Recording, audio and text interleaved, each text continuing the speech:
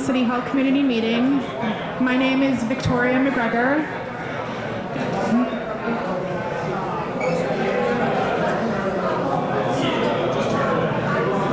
Good. Better? Okay. Good evening, everyone. My name is Victoria. I'm the coordinator of the City Hall community meetings. It's great to see you tonight, and thank you for taking the time to be with us. If this is your first meeting, the City Hall community meetings are meant to be a gateway meeting between City Hall and Somerville residents. Staff have prepared updates for you on their current work, both in Ward 1 and citywide.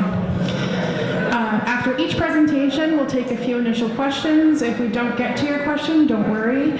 We have dedicated additional time for Q&A following all presentations. I do want to note that tonight's meeting is being recorded and will be available online at the conclusion of all City Hall community meetings after Monday, May 22nd. You'll be able to find that recording on the City TV government YouTube channel and on the city website at somervillema.com/community meetings.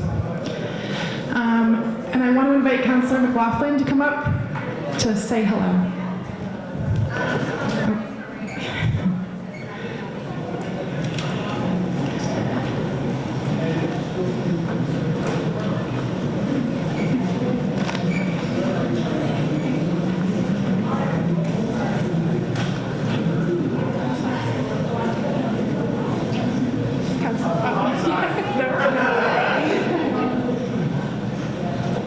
Hello everyone, Matt McLaughlin, Ward 1 City Councilor. Thank you all for being here.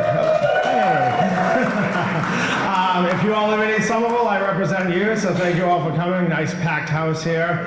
I always say at the beginning of these meetings that I try to speak as little as possible at these meetings because I'm really here to listen to all of you and your concerns.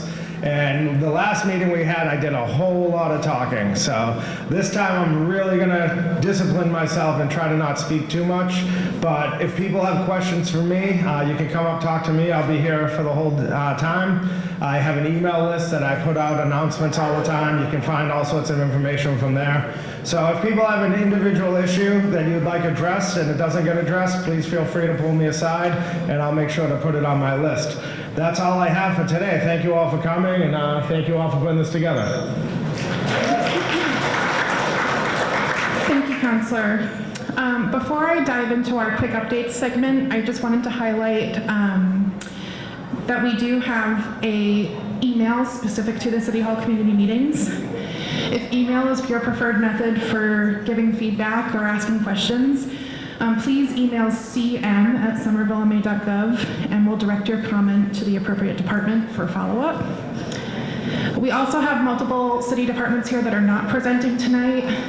Our Department of Racial and Social Justice is still taking submissions for their ADA community survey. Our Department of Environment, our OSC department is currently accepting submissions to their Climate Forward survey. Please feel free to say hello. There's copies of tonight's presentation right by the door there. There's multiple flyers for things going on in the city. I encourage you to take a look when you can. So our first update. Earlier this year, Somerville announced its first ever participatory budgeting process, which will allocate $1 million in funds for a variety of city improvement projects. You can visit somervillema.gov/PB and you'll find an interactive map with ideas submitted so far, and you can leave additional feedback. The deadline to submit ideas is May 20th, so if you haven't yet, we strongly encourage you to go online, or you can also call 311 and visit in person at City Hall and all library branch locations. Ideas will be reviewed by budget delegate volunteers and will be presented for Somerville residents to vote on later this fall. The deadline to apply to become a budget delegate is also Saturday, May 20th. Next slide, please. Thank you. Over multiple weeks, the City of Somerville and the Somerville Arts Council launched the next phase of the Cultural Capacity Plan, which included a series of community conversations to discuss how we can help arts and culture thrive in Somerville. We encourage you to attend the citywide forum on May 23rd at the Armory Building to learn about themes that resonated across these conversations. To learn more about the Cultural Capacity Plan as a whole, you can visit somervilleartscouncil.org/cultural capacity. May is Preservation Month. You can celebrate Somerville's history and historic assets all month long by choosing from a series of dozen tours, talks, and walking tours to attend. On this slide, you'll find a couple of our upcoming events, but all can be found on the city website calendar at somervillema.gov/calendar. A reminder that the city does have multiple dedicated spaces for teens, the first being the Edgerly Teen Center, Powder House, and the Teen Room at Central Library. I just wanted to include a schedule and links to signing up your teen for free memberships and other important information if that's something you're interested in. This table on the left includes several key dates for the upcoming 2023 election season, including deadlines to apply to vote by mail, tentative early voting dates, and election dates. Now is a great time to review your voting plans and to make sure all information is up to date. We'd like to remind you to fill out your annual city census if you haven't already. This ensures that you remain an active voter in the city, which will make for a seamless election experience. For all elections information, please visit somervillema.gov/elections. Somerville's Anti-Displacement Task Force is expanding and is now accepting applications for new members to serve on one of 3 committees focused on residential, small business, and cultural displacement. Applications are being accepted until all seats are filled. You can learn more by using the QR code here, which is also included in the printouts. These next 2 slides include a quick list of recent affordable housing investments. Again, please feel free to grab a copy of the slides to review at home. A quick ARPA update. ARPA being the American Rescue Plan Act. The city has fully committed all $77.5 million of ARPA funds. Not all allocations have been announced yet, but will be soon. And on the next slide, you'll find a list highlighting several of those investments. If you'd like to learn more, please visit somervillema.gov/ARPA, ARPA. This 6th slide is a reminder that efforts to maintain and improve and modernize our city's infrastructure are underway across the city through Somerville's Department of Infrastructure and Asset Management. On the construction page, you can also sign up for the monthly construction newsletter, which relaunched last month. You can sign up to receive a monthly email update on work across the city on the construction webpage. Hang on. Sorry, just a second.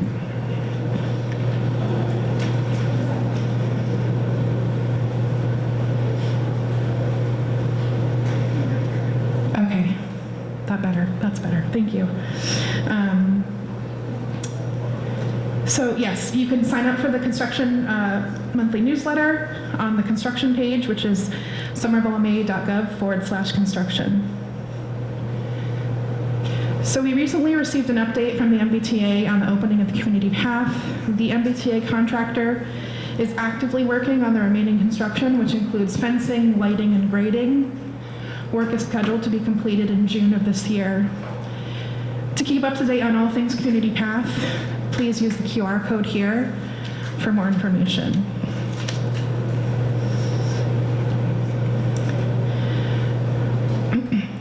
After more than a year of community engagement, research, and analysis, the city has released its first ever bicycle network plan. This is an 88-mile network, including a mixture of protected bike facilities, off-street paths, and traffic-calmed backstreet neighborway routes to be installed over the next 20 years. The city will continue to hold public engagement processes before installing any facilities identified in the plan, and expects to reevaluate it every 5 years.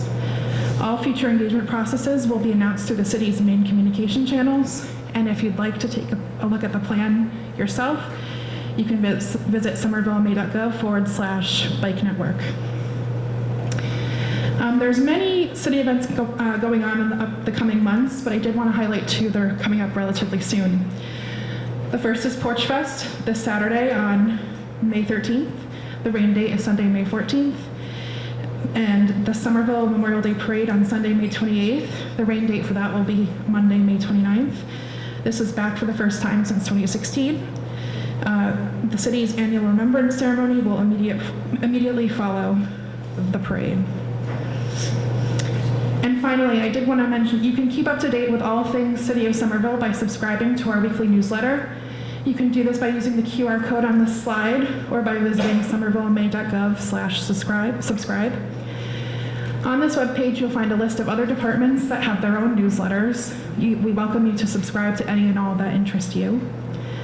For those who prefer the web, the city actively posts on 3 main social media channels: Facebook, Instagram, and Twitter. Follow us on your platform of choice to get all city updates. That concludes our quick updates portion, and I'd like to welcome Mayor Valentine to the podium. Thank you.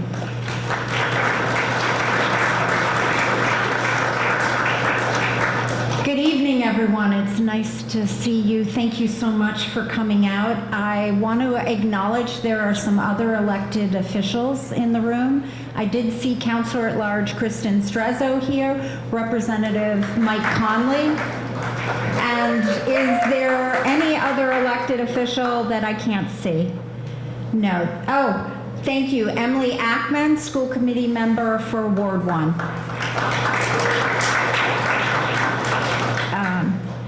So I was wondering if we could just get to know one another a little bit here. I'm just going to ask some questions. I'm going to ask you to raise your hand so we get a sense of who's in the room. If this is your first City Hall community meeting, would you raise your hand? Wonderful. Thank you so much for coming. If you've lived in Somerville less than 1 year, raise your hand. Welcome. If you've lived here less than 2, raise your hand. Okay, less than 5, raise your hand. Less than 10, raise your hand. Less than 15. Less than 20. Over 25. Okay, now if you've lived here your entire life, raise your hand. Okay, wonderful, wonderful. If you're a parent of a Somerville Public School student, raise your hand. If you are a parent, raise your hand. Okay. If you're a pet owner, raise your hand. Okay. Oh, okay. If you're a grandparent, raise your hands. Okay, wonderful. Thanks, grandparents. So why don't I then ask you all to ask another question of what you'd like to know of the people who are here. Someone asked for grandparents. Anything else you want to know? Okay. How many generations have the people lived here? How many generations? Okay. How many family generations, if you've, well, actually, I don't know how to say the questions. Pardon? At least 2 races. If you've, your family has lived in Somerville at least 2 generations, raise your hand. 3 generations. Oh, I should raise for 2. Okay. 3 generations, 4. Wow. 5. Okay. More, 6 or more. Okay, you win it at 5. So, thank you. I hear from the community every day. I get... Owners versus renters. Okay, so if you rent, raise your hand. If you own, raise your hand. Okay, so thank you. Appreciate, so now we get a sense of who's in the room. So I hear from community members every day. Sometimes it's through a phone call, sometimes it's through an email, sometimes it's through conversations on the sidewalk. And sometimes I hear from people indirectly, which is through 311. And this gives you a sense of what's taking place, or the top 5 311 calls that we've gotten in the first 3.5 months, which has been over 17,000. The number 1 is questions about parking permits, then mattress pickups, pothole repairs, council on aging information, and rat sightings. What you share, your priorities, whether it's directly or indirectly, is very important to me. And I take those ideas and conversations with me to policy meetings, program planning sessions, and budget. So what I'd like to do this evening is share with you a look into how we balance all of these different needs, priorities, and requests. So the first question is, what is the usual role of municipalities? Core functions for many cities and towns are to cover the basic municipal services. Usually this is a range from water and sewer, roads, sidewalks, trash pickup, schools, parks, and so forth. In some towns and cities, it stops right there. That's because they either believe that's all they need, or because their finances don't allow them to do more. In Somerville, we believe we can and we should do more. And I have to emphasize here that not all cities and towns do what we do. We started out with ideas from the community, and they came together through a strategic planning process, which is known as Summer Visions. And that in addition to the basics, the community has shared that they want to invest in more, like housing programs, climate change action, Vision Zero, a pollinator action plan, and so forth. I could have filled up this slide on so many current projects until it was completely covered, because we are always aspiring to do more here in Somerville. We spend every day focusing both on the quality core services and initiatives that invest in our people, our quality of life, and social progress.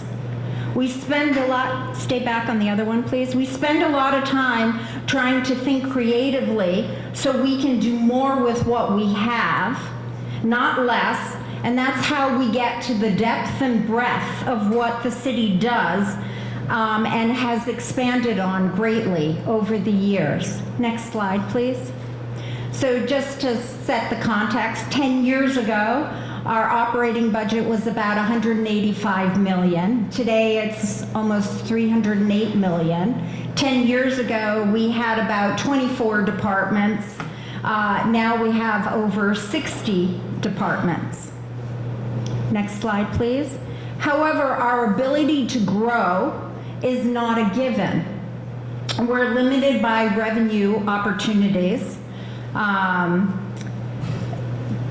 This is, because there is a state law called Proposition 2.5, so we can't increase our operating budget more than 2.5% year over year, plus new growth. We have had a reduction in state aid. And then we also, have other challenges that we have, but we consider a plus is we're really ambitious. We have ambitious planning ideas. We're always trying to do a lot. We have multiple once-in-a-generation projects at the same time here, such as Somerville Avenue, our new Somerville High School, and things over in Assembly Row. So on this next slide, I just wanted to give you a very high-level idea of how our revenue has changed over time.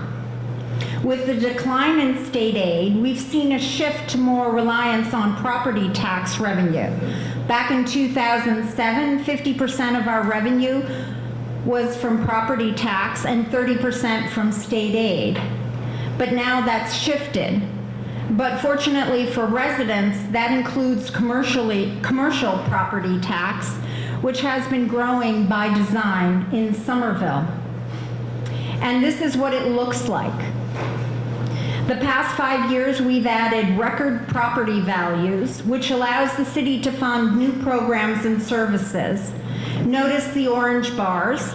That's the commercial growth that Summer Vision, that's our strategic plan, had envisioned when residents got together to try to chart out where we should go in the future, chart our path.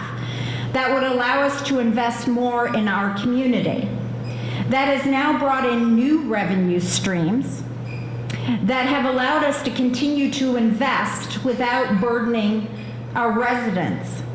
You don't see this in every community. In fact, Somerville had the third most new growth in the Commonwealth in the last fiscal year.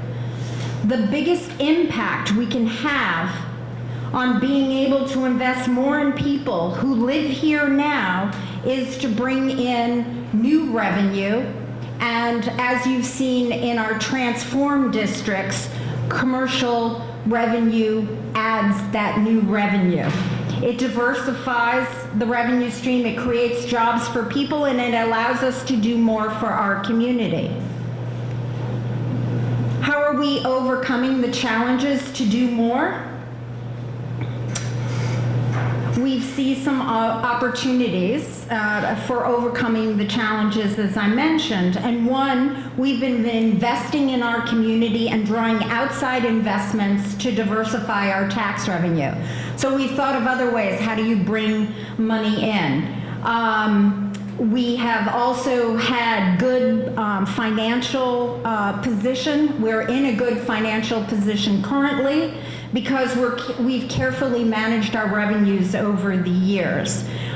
This is because of our financial staff, the city council, and my predecessor, that we've been able to establish some healthy reserves. We've been able to use these to support residents and to garner lower borrowing rates. And finally, another strength we have is you. We can do more because our community supports our investments. We hear from you all the time about the investments that you want, like in areas of infrastructure, of social services, schools, housing stability, investments that uplift everyone in the community. Here is a sampling of what some of those investments over the past decade are, and they include an Office of Housing Stability and Racial and Social Justice, our Somerville Office of Immigrant Affairs. All have grown, these more so in the last 2.5 years. But we've also added a field maintenance division, an Office of Emergency Management, separate buildings and grounds division, divisions of mobility, public space, urban forestry, web services, and more. Here are some other Somerville ways that we're able to deliver to our residents. Our community placed linkage zoning requirements on a range of developments that automatically build in funding or resources.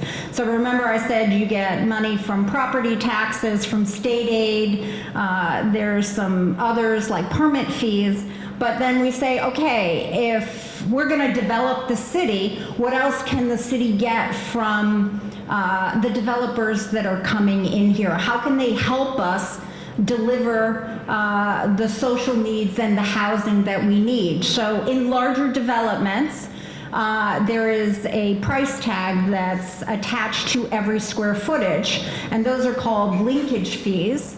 And that money then goes into housing linkage fees, jobs linkage fees. Those are some of the ways. And they support job training and open space and the arts. We have also an inclusionary housing requirement that mandates 20% of all new housing units with 4 or more units are affordable units. That delivers affordable housing to the community without requiring city funds to be invested. Somerville has also aggressively pursued federal, state, and private grants, and our state and congressional delegation work hard to direct supports and resources to us. Here are a few ways these approaches have supported affordable housing. We have over 700 affordable housing units currently in the construction pipeline. We have this past year received $6.3 million in federal grants. We are projecting, remember that linkage fee, that extra money that comes in to be dedicated towards affordable housing, to be $20 million in the next, by the end of the 5th year. And recently, we've invested commitments in the last 8 months to nearly $37 million. And some of these programs also are groundbreaking for Somerville, including the municipal voucher program that will provide safe stability for our most vulnerable renters, an acquisition fund that will allow the Affordable Housing Trust Fund to jump into the market and compete more easily to buy land or buildings that can be repurposed to affordable housing projects. Not every community can make these kinds of moves because not every community, for example, has linkage ordinances and home rule petitions in and enabling legislation that allows us to collect these fees. There's also something that is going to help us protect our arts space and capacity, and this is known as ACE. ACE, ACE stands for Arts and Creative Enterprises. It's a set-aside, and it's another interesting tool our community created. The name is a mouthful, I know, but what it boils down to is it requires that larger developments in certain zoning districts donate 5% of their new space to arts and creative uses. This is a game changer. We expect that this will make approximately 530,000 square feet of new arts and creative space available in the next 4 to 5 years. Again, this is projects that are permitted and in construction. This will help artists and makers continue to thrive here and avoid displacement. It will also open a whole lot of new possibilities for arts and cultural opportunities for our public. And this gain was made possible by the city just making small investments in staff and zoning changes. What additional strengths that enable us to do more is that we have our residents, because you participated in all kinds of ways, in those indirect ways and in those direct ways to communicate to us, and also participated in our strategic planning process. Combined with our willingness to learn and try new things, we've been able to do more and get more out of every dollar. And I can't tell you enough how having a dedicated staff are vital to us conceiving and creating and implementing new programs and community feedback. So I'm going to take a pause here now, and I'm going to ask the city staff to stand up, and I would like you to also say which department you're from, and these are primarily department heads. So yell out which department. Sue Yerkes, Parks and Recreation. Sarah Lewis, Planning, Preservation, and Zoning.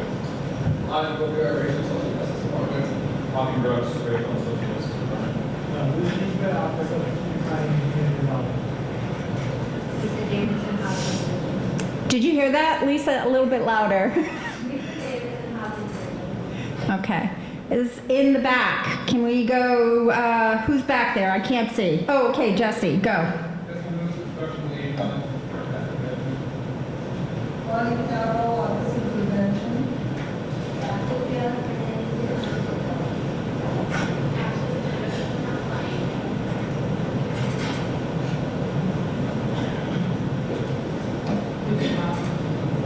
Green Fire Chief, Lieutenant Boston, Mobility Division.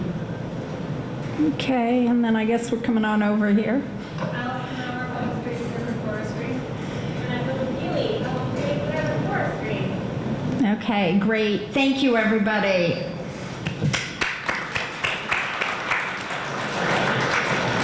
So I'm moving back now to core services. Here is an example of new ideas that's getting us more for our dollar.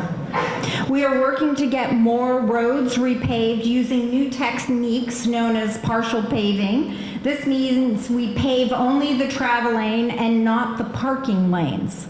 By doing this, we can increase the number of streets that we can pave. Cambridge is using the same approach.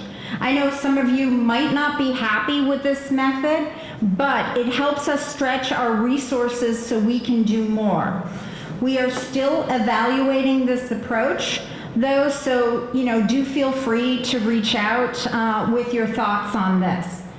Something else we do, which is effective and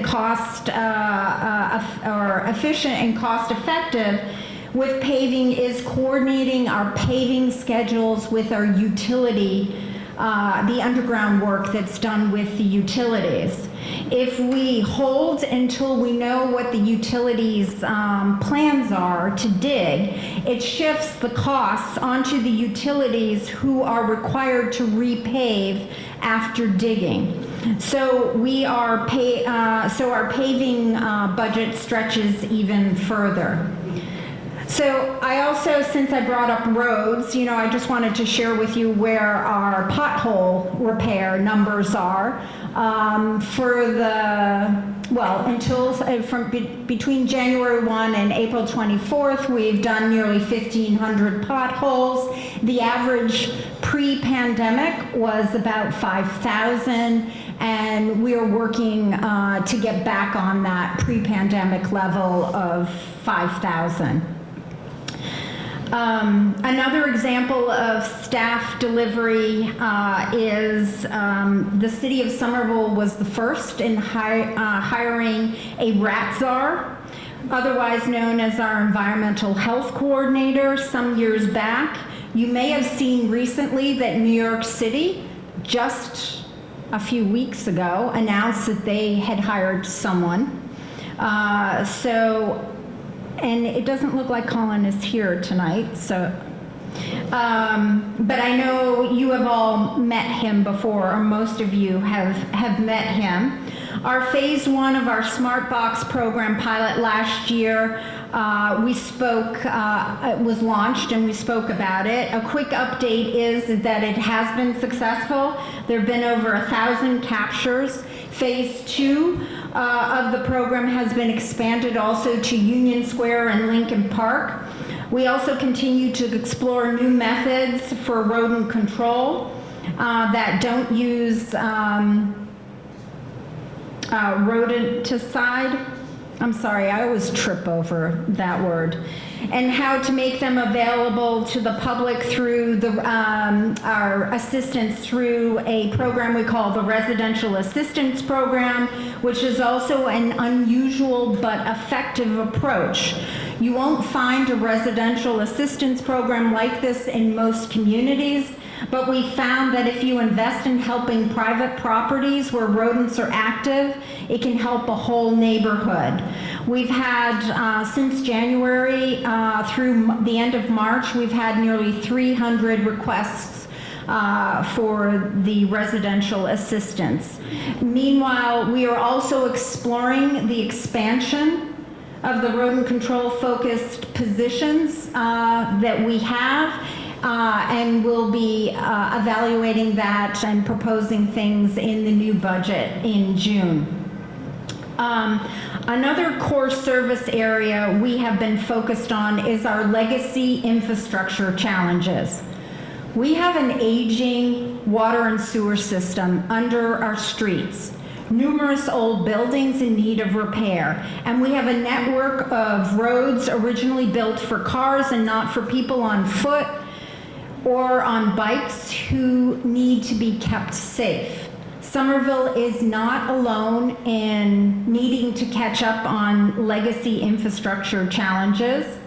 Like much of the country, our infrastructure and buildings have suffered decades of underinvestment and deferred maintenance.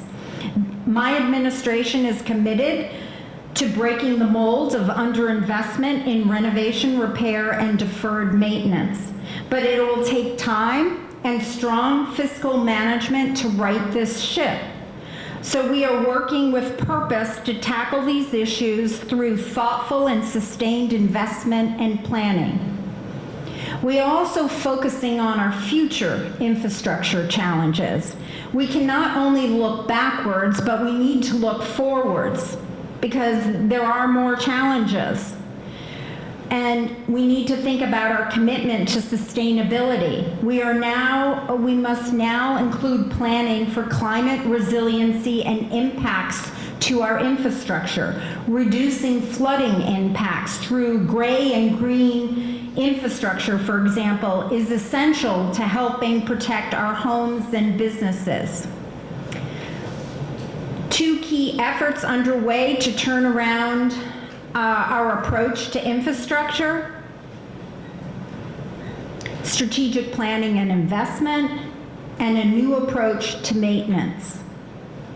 On the planning side, we've recently undertaken a comprehensive effort to carefully chart out new investments in our schools, firehouses, below-ground services, city buildings, and more. To explore the plan, we do have it on our city website, somervillema.gov/CIP. While we tackle the problems of the past and plan for the future, the city, however, is also taking a thoughtful and innovative look on how to make much-needed improvements right now. We know that major renovations and construction projects take time. We need city infrastructure to serve the public safely while work is planned and completed. So our capital projects team is currently stress testing equipment and assessing vulnerabilities starting in our schools. Somerville has not been doing this for the past 20 years. We started this with the current fiscal year. This is just a quick list of infrastructure projects currently underway or in active development, planning, and review. Somerville Ave utility and streetscape improvements, Spring Hill sewer separation, Somerville Ave Poplar Street pump station, Powder House Boulevard and Alewife Brook Parkway, Pearl Street reconstruction.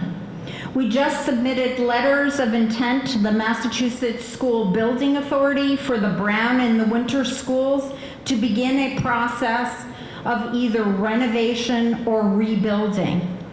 We've also just released our bike network plan, which accelerates investments in Vision Zero infrastructure. And finally, there's the Highland Ave sewer separation and streetscape redesign.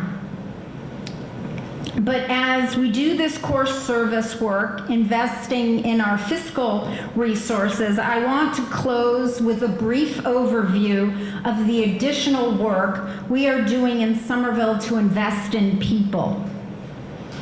Here's a brief look at some recent successes. We've upped our climate action plan, and we've launched an update to this plan this week.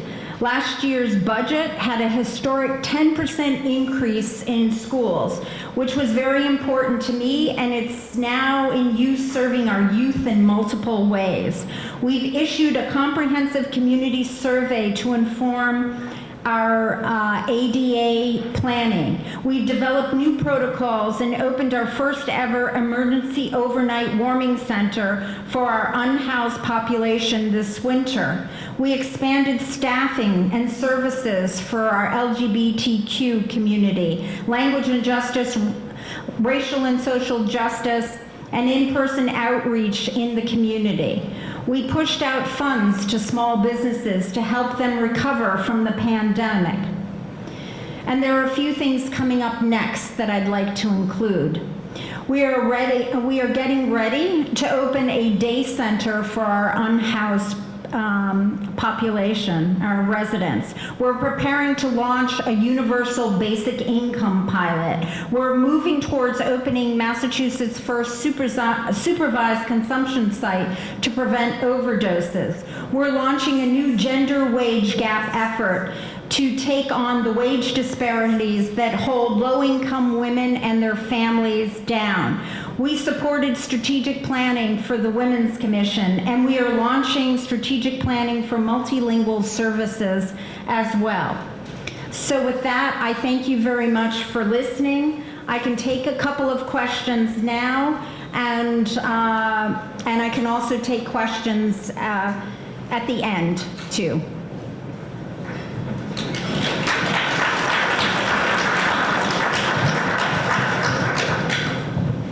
Madam Mayor, can you tell us where this supervised consumption site is going to be located? Thank you. We have not picked a location. We are still gathering information, so we're gathering information, understanding the laws and various grants that are out there, but no location has been picked. Madam Mayor, with all due respect, if you are suggesting to this group in the city of Somerville that we can and should do more, how can I trust you and your administration to do what you should when you can't handle the basics?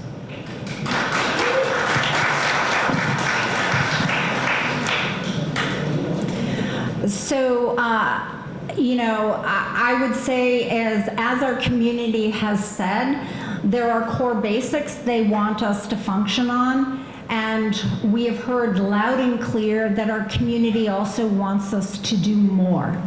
They want us to create more affordable housing. They want us to help our unhoused. So,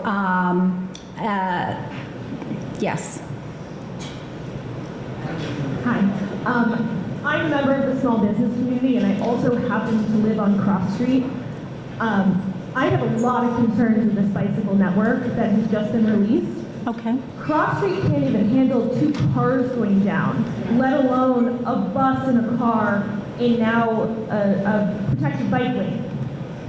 Bike lanes absolutely have a place in this city, for sure, but as someone who lives in a row house with no driveway, to remove half of the parking down Cross Street is going to leave an already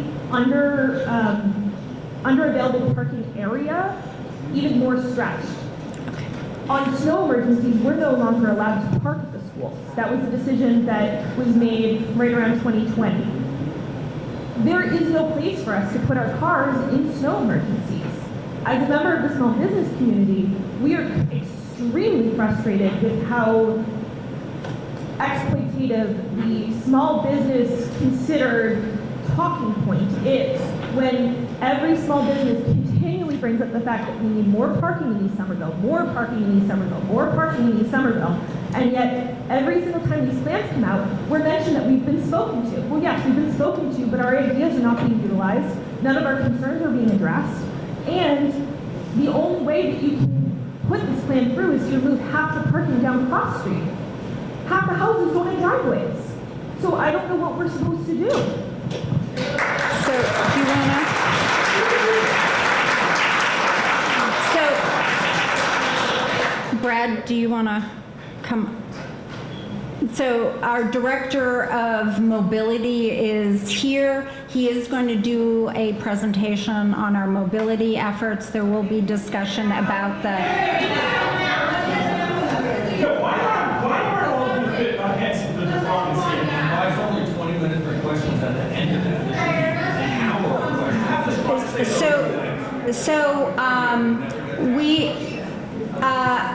You will be asking questions after every presenter. So many people have reached out to us about what's important for them to hear. We will make sure that you get to ask your questions. But Brad, if you want to respond. Thank you for the question. Thank you for the question. No. The question was about Cross Street. There is no active proposal to change Cross Street.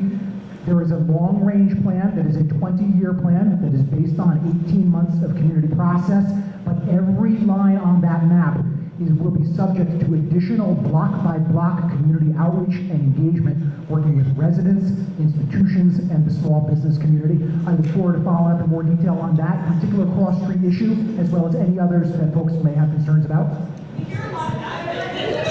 Okay. So Grace, I have who's a question. next? Sorry, I thought that this meeting was So can you specifically to Ward 1 and to Assembly Row. And I've been hearing a lot from, I got here late, but I've been hearing a lot about Somerville community. Specifically about my community. Also, I feel like I've been living here for the last 20 years, and I feel like the majority, and again, I only can speak for East Somerville, I can't speak for Assembly. A lot of our community on Glen Street and Cross Street is not English speaking. And so I feel like we've had to advocate double what other communities have to advocate, because a lot of these services and notices are not in English. Zoom meetings in general are in English. The notices are in English. Overnight warming center, is that going to be in East Somerville? Because I feel like you get dumped on all the time. Is the supervision of consumption, but the supervision consumption site, is that going to be in East Somerville? Why does the East Somerville Community School have no speed bumps?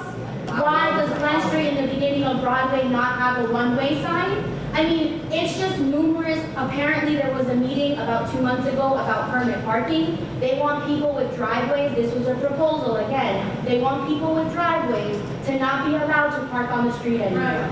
So these, and again, that meeting was specifically in English, and at one point we were being compared to Ontario and Vancouver, which are international cities, not even in the United States. So these are my concerns, and it's frustrating when I come to these meetings and we hear about community and we're listening to Somerville. I want to know what's happening in East Somerville and Assembly. So we have a lot of speakers who are going to come up. We are going to be talking about what's going on in the city. Just so you know, we are having 7 Ward City Hall community meetings. We conducted a first ever all Portuguese City Hall community meeting here about 10 days ago. Tomorrow night, we are also conducting an a Spanish City Hall community meeting and an all virtual community meeting. We have That's on the 22nd. We also have our summer Office of Immigrant Affairs, that is located right there, that has language. Can we see these statistics, please? Because that's not what I'm seeing when I go. But this happens to be a community meeting that was advertised for Ward 1. It is predominant, yes, but It's on Instagram in only English. we have it in Portuguese, we have it On in Instagram, Spanish. we have a Spanish language. Which we have a Spanish language. We reached out to the communities and asked them what they wanted and how they are communicated with. So I appreciate that you are thinking about our community. We are too. That's why we've expanded our Office of Immigrant Affairs to also include full-time Nepali, Chinese and Mandarin, Chinese and Cantonese, and the other languages are Haitian Creole, Spanish, and Portuguese. So this one this evening happens to be in all English. If you're interested in the other ones, I would say reach out to Victoria and she can get you that information. But this is our ward. That's what I'm not And so we have more projects. People have shared, as I said at the beginning, people have shared what they would like to hear about. They've contacted me either directly or indirectly. okay? And so we have put this together, and every season we change it up a little bit based on what people have said. So we're gonna move on. Yes, we're gonna talk about what's going on in the city, but it also affects this ward, and we're also gonna talk about ward specific. So next up is our Hawken Brooks, who's gonna be dealing with our racial and social justice. I am here the whole evening, and we are taking more questions at the end. And after each presenter, after each... I'm not that concerned, so 80 years old, you still have not followed that. I don't know. So, thank you. Now, one of my suggestions is in this pamphlet. And you guys can keep rushing us, that's the problem. You guys have an agenda and you want to keep rushing people. How did you let people know about this meeting? Because I didn't know about it. I got told about that. This is very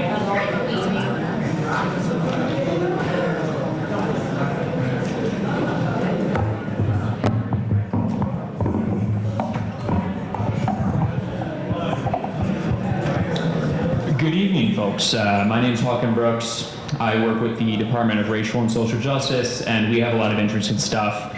So I'm going to get right into it.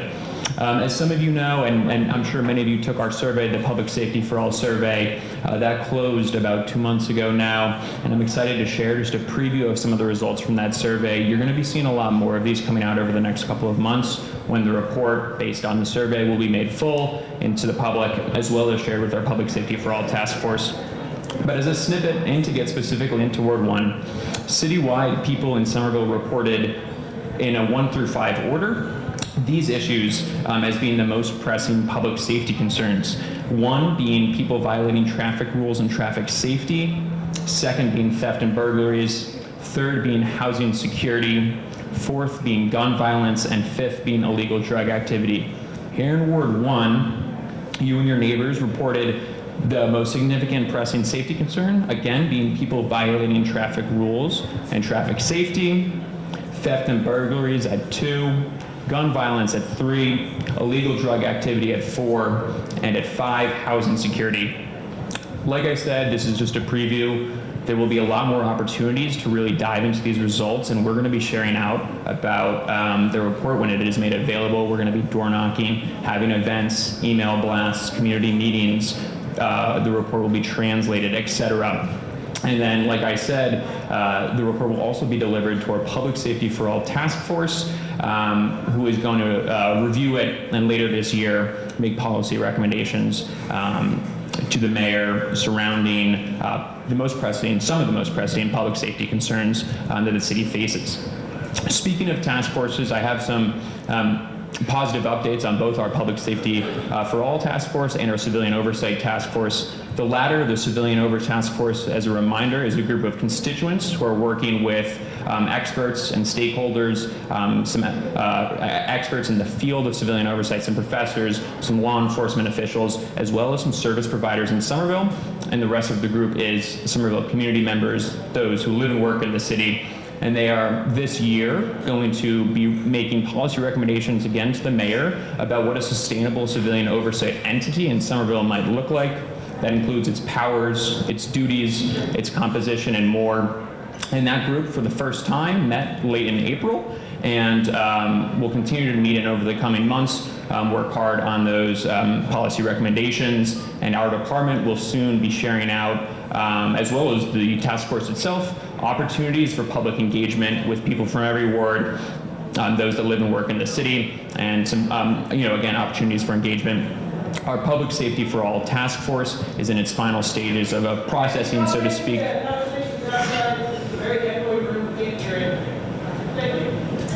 much of those individuals get paid? Okay. There'll be time for questions at the end.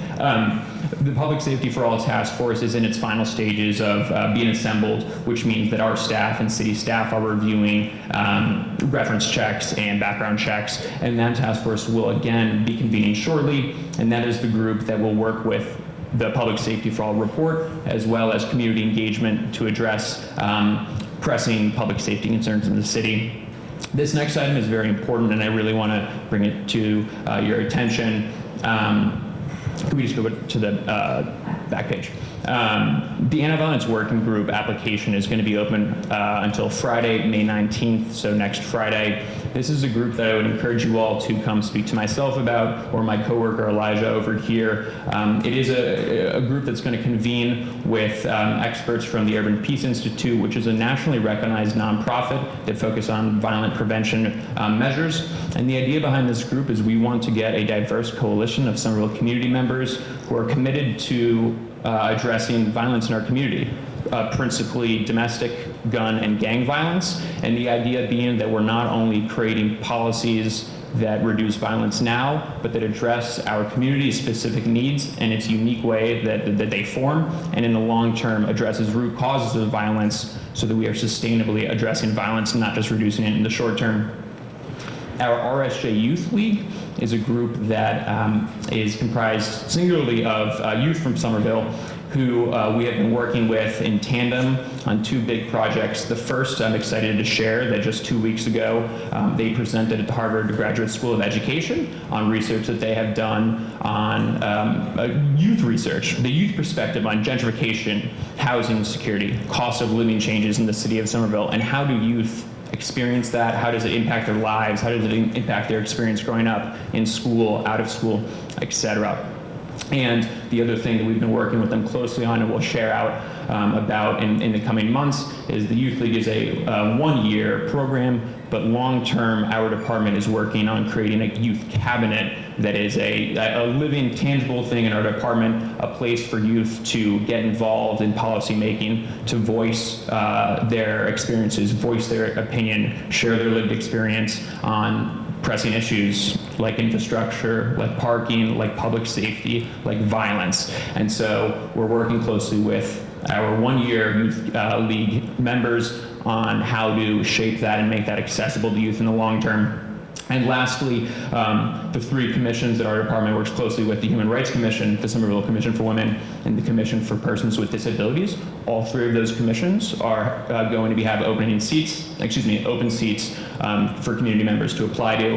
And shortly, you'll be able to see in city newsletters, on the website, on social media accounts, again, maybe in door knocking and strategic plans, how to apply to those, where to apply to those, when to apply to them. And next page, please. And then lastly, I want to highlight our ADA community survey, which is a short 5-minute survey. We have some QR codes over here that you can scan. We can help you do it, or if you'd like to take one on paper, we can help make that happen too. And the idea is this is a short survey to get feedback from people who live and work in the city about what is your experience with accessibility? Where can it be better? How might it look better? How might it function better? And the feedback from that survey is going to help as we update our ADA transition plan, which is the legal document that helps the city stay in compliance with the American with Disabilities Act. And that's all I have. I can take one or two questions, and then like I said, I will be over here at a table. My coworker Elijah will be there too, and I would be happy to talk about the ADA community survey, the anti-violence working group, or field any other questions that I might not be able to get to now. Thanks. You mentioned traffic. In the early 1990s, every traffic light in this city was coordinated. So if you got stuck at a red light, you did not get stuck at the ones after. We were told when Stop and Shop came in that Broadway would have that continue, and now you get stopped at every single one. Cross Street is so long. You're sitting there red. You see green in front of you at Garfield. You see green at McGrath Highway. By the time you get a green light, that's red. By the time you get to McGrath Highway, it's red. Why don't we go back to what we had in the early 1990s? The technology is there. Sure. I want to preface this by just saying, and maybe Brad has a comment on that, but our department isn't prescriptive, and so I can't tell you why we're not doing that, but what I could do is maybe take down your contact information and do something with that, which is let you know when there's opportunities for you to engage with our Public Safety for All task force. As I alluded to at the beginning, traffic safety, traffic laws, our infrastructure is a top issue for a lot of people across the city and people in Ward 1. So if you would like to bring up that perspective with the task force, who our department's not prescriptive, the task force is, I would encourage you to do it, and I can get your information, and I'll make sure to highlight for you when there's opportunities for the public to engage with the task force and influence their work. So kind of just what I asked you. Who selects these people to oversee the police? And I'm just curious that, do they have any background? Do they have any kids? How long have they been in? And how much each individual gets paid? So that's a great question. I don't have an answer to every section of it, but one thing to directly answer, right now, no one is selecting people to oversee the police. So the Civilian Oversight Task Force will be recommending what that entity looks like. And so they have made no policy prescriptions, or excuse me, not prescriptions, recommendations yet. The policies will be recommended and might be adopted or not, but they are right now working with law enforcement officials, service providers, academic experts, the task force, the community members, as well as the task force members who are law enforcement officials, who are academics in that field, who are Somerville service providers. And that group is reviewing all of the different models, the different hypotheticals, how it might function legally, what the pay structure might be, things like that. And so we're not at the stage yet where I could tangibly tell you who selects them, because we need to decide who is being selected hypothetically and how are they being paid and what is their structure and what is their composition. And so that will be coming later this year. Again, if we want to exchange contact information, I could highlight opportunities for you to get involved when there's engagement opportunities with the task force, but we're not at that stage quite yet. What is the Somerville Commission's disabilities role in the ADA? Their role, I wish that my coworker Adrian was here. She is our ADA coordinator and is part of our department, and I would be.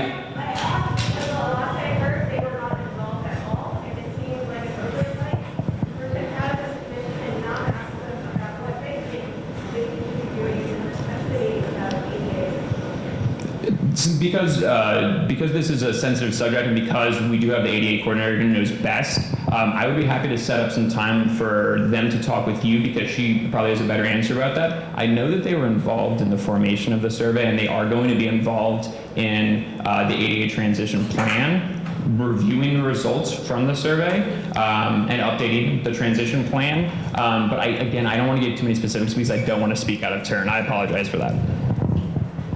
And again, I will be over here. Please come stop by, say hi if you're interested in hearing about our work, the ADA Community Survey, or the Anti-Violence Working Group. Thanks. So the questions that, have questions then? For me, but I'll be over there if you'd like to come speak.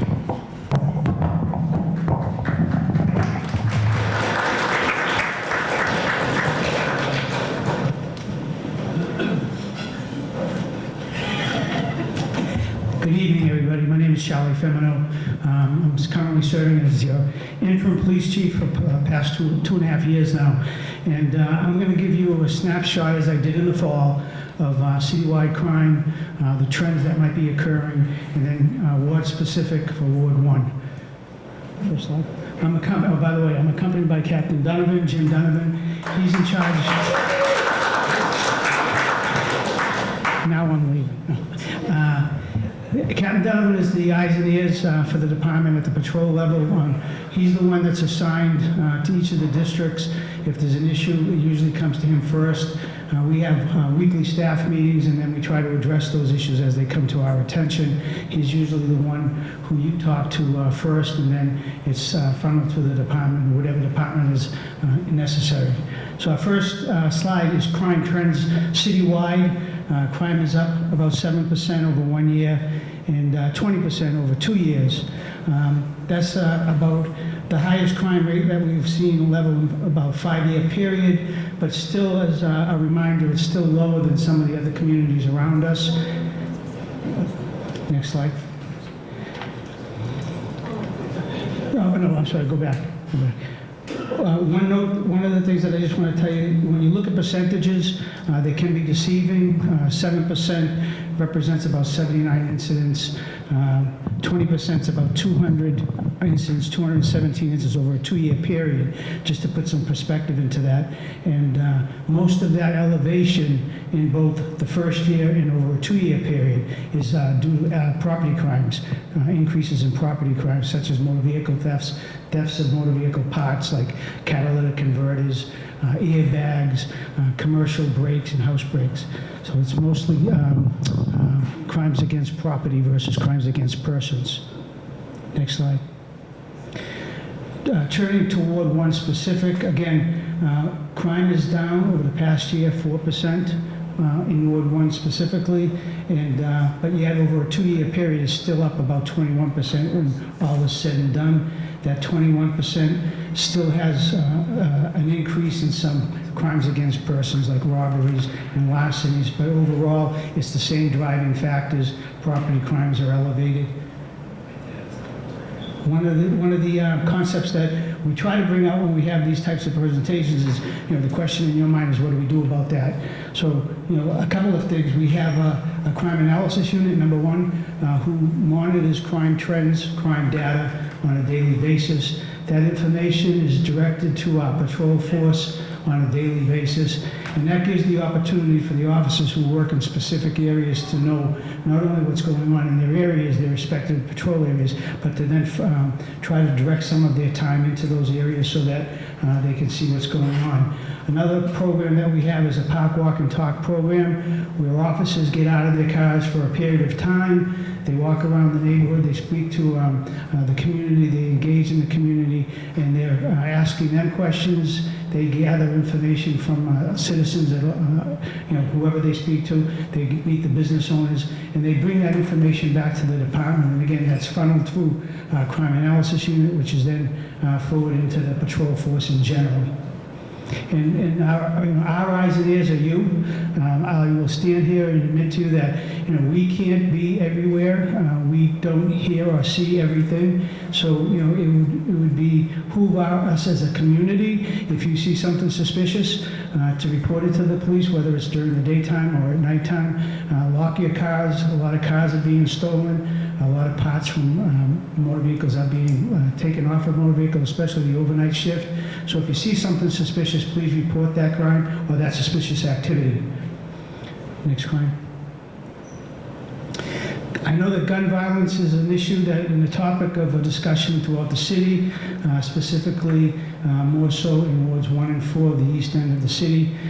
As this just gives you a snapshot since 2020, we've had 49 confirmed shots fired. We've had about 300 or plus rounds fired. 12 individuals have been injured by gunshots, and one individual, unfortunately, was a fatality.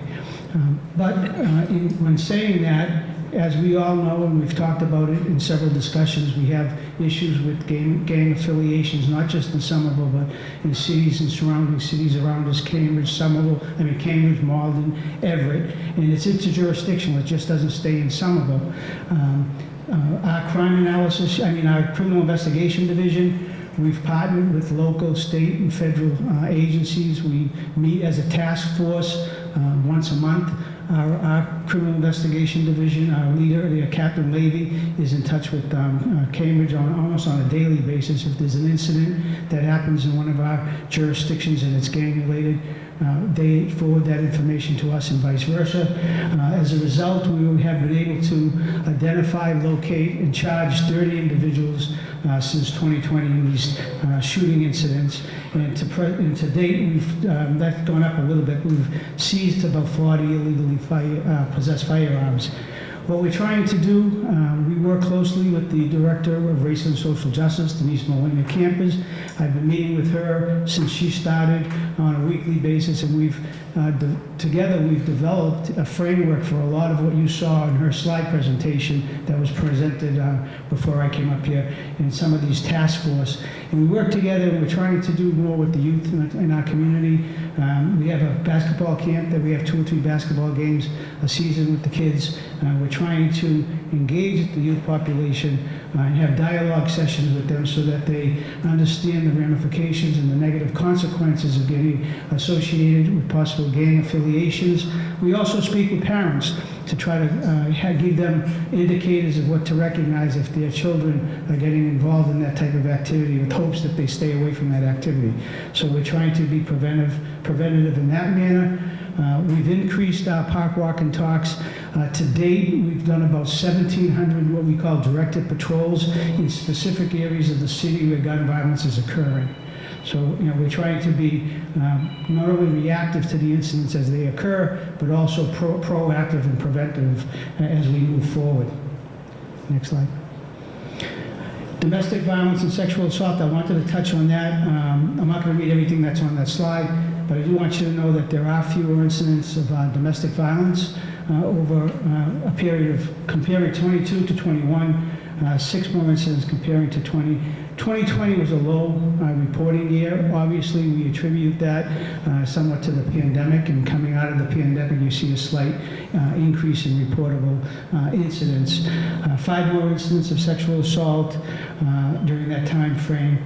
And one of the things that I really want you to walk away with is that Somerville was a stop by believing police department.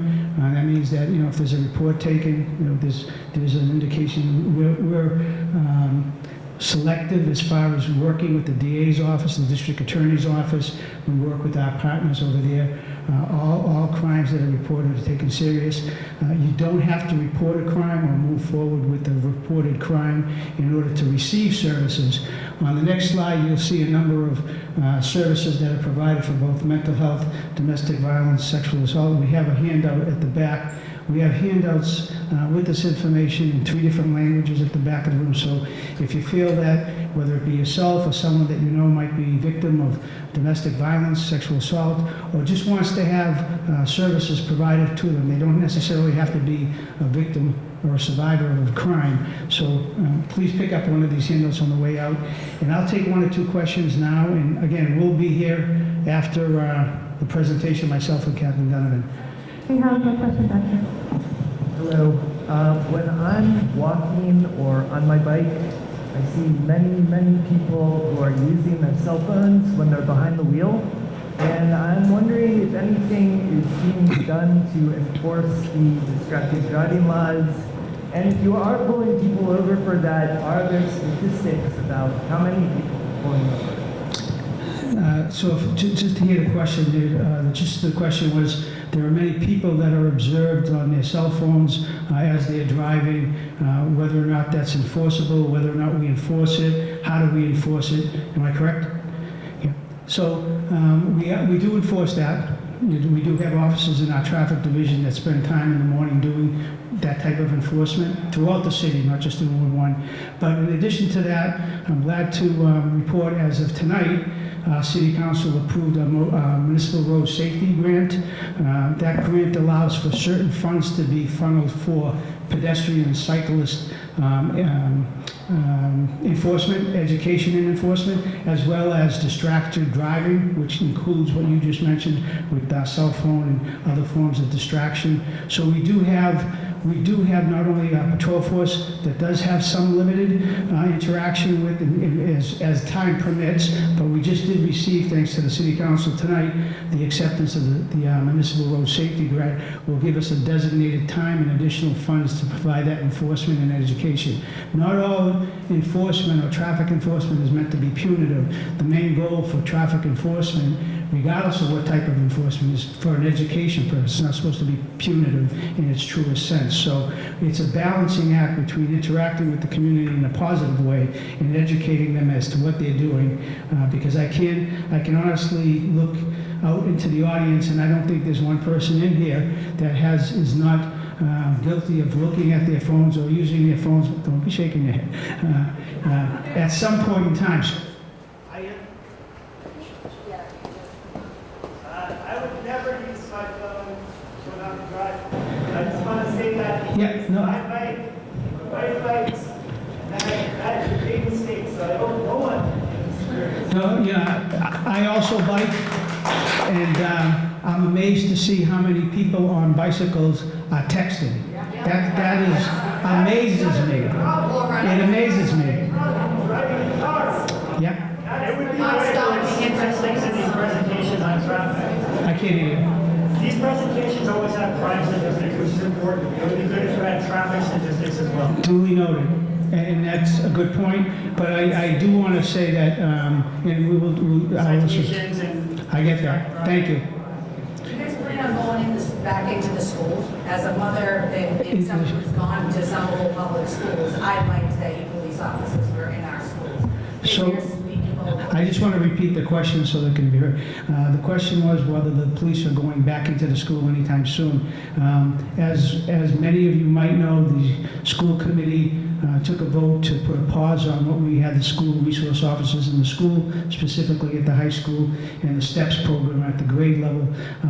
There has been recent discussions over the past 6 months or more on trying to negotiate what type of model that the school wants to have police back into the schools, and hopefully we'll have some type of a model moving into the fall. Right now, that's where it stands. It's in that type of a process as far as discussing whether or not, what type of presence that they would like in the school.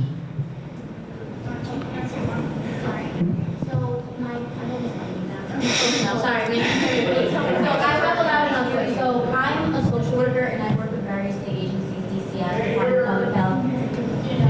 I'm a social worker by training and I work with DCF, Department of Public Health. I license daycares for the state. So my concern always is the mental health, right? I would like to know what kind of training has Somerville Police actively put in mental health so that you hear that all the time in the news. Is there a social worker or more than one social worker on your force? And obviously, because we saw it as a state agency, there was not as many things reported during 2020. So I don't want that statistic just because everybody was indoors, kids weren't visible in the community, those kinds of things. So that statistic for me is a little I just wanted to point that out. But what kind of mental health training is going on? What type of mental health training is going on at the Somerville Police Department is the question. And so, starting at the very beginning, a police officer, while they go to the police academy, has, I believe, a 3-day training session in crisis intervention. Other specific modules within the police academy include de-escalation, crisis intervention, working with youth.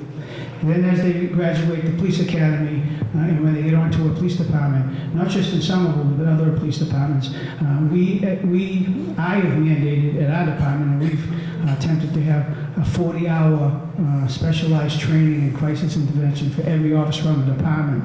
We're currently at about an 86 to 90 percentile progression into the whole department, and that number goes up and down a little bit depending on attrition. If some people who have had the training leave, other people come in, they have to wait a year before they can take it, so that number goes up or down slightly.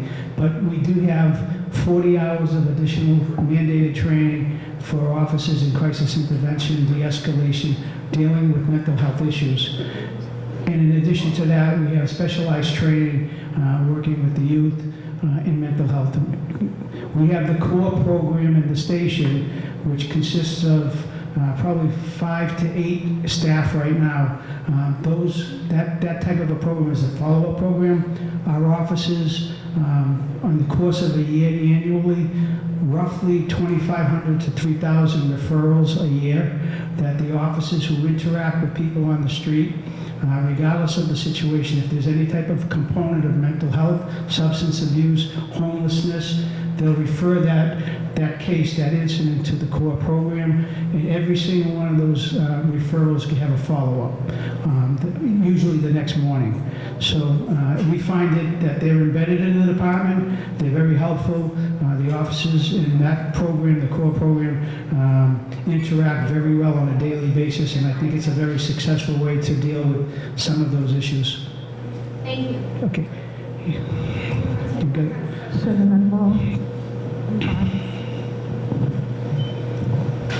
I'm a resident on Knowlton Street, and I'd like to know, with all the expanded bike network that's out there, with inaccessible access and exit and low lighting, how are you going to manage safety for residents?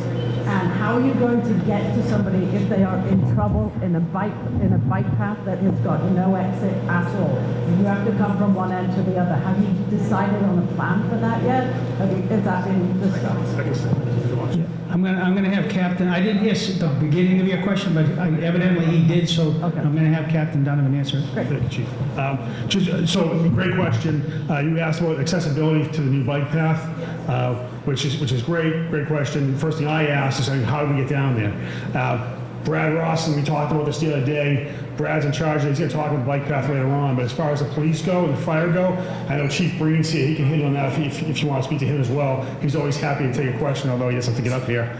But We've already talked to Brad. Brad's gonna give us a week before it goes live, and I'm gonna have all my officers go down there and go through it. We're gonna look at our access points. We do have 2 gators, but they're not always deployed, so we're gonna look at that as an option as well. A gator is like a small 4-wheel drive vehicle, has lights on it, sirens on it. You may have seen it for like, summer streets and whatnot. It's a toy.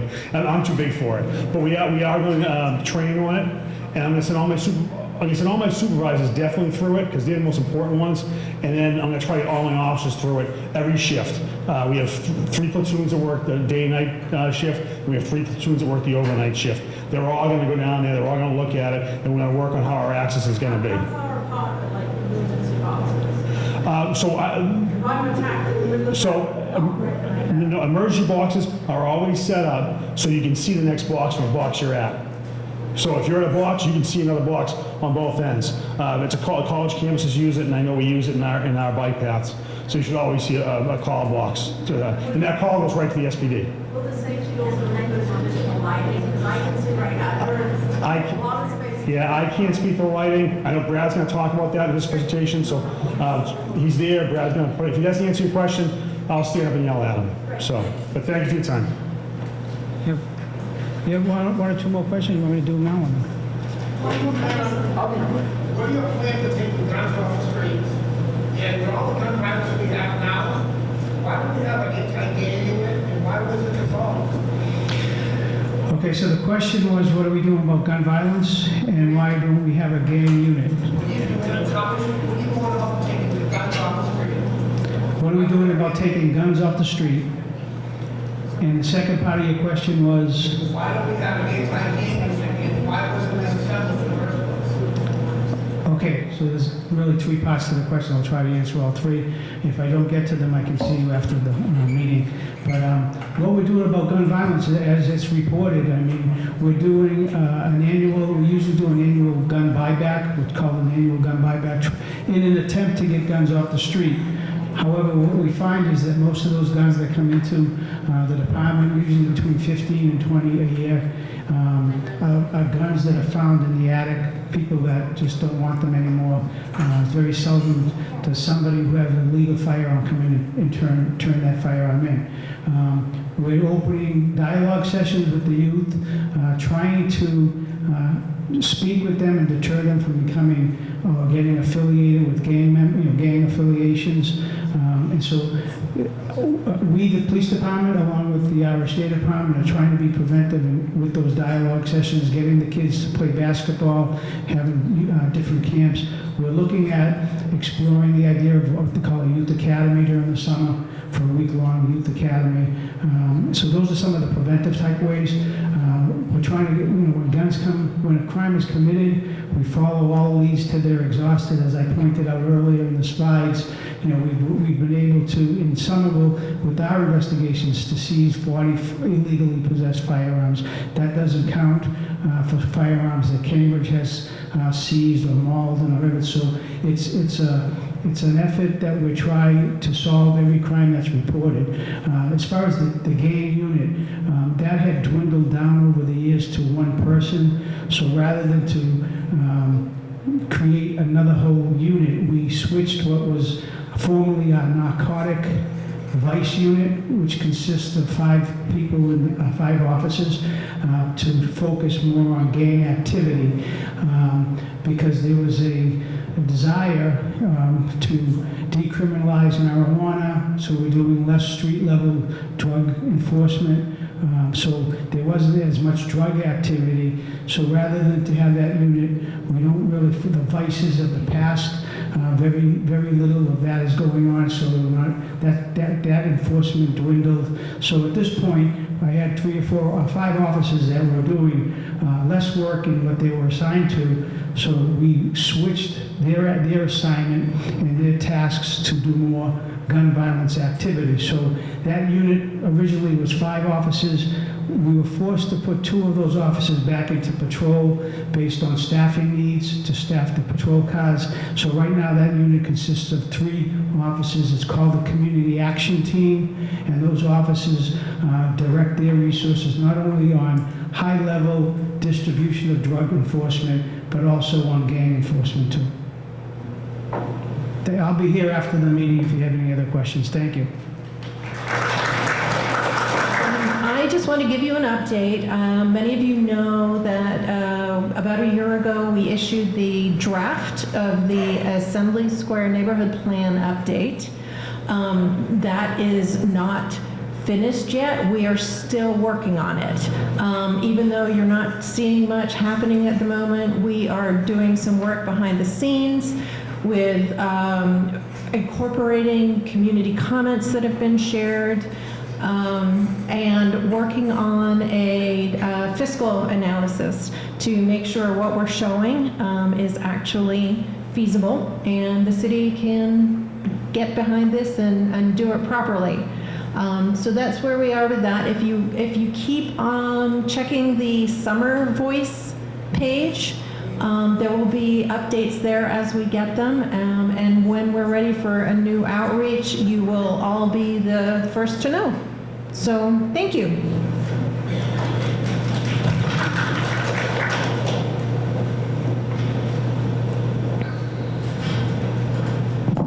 What about 90th Street, 90 Washington Street?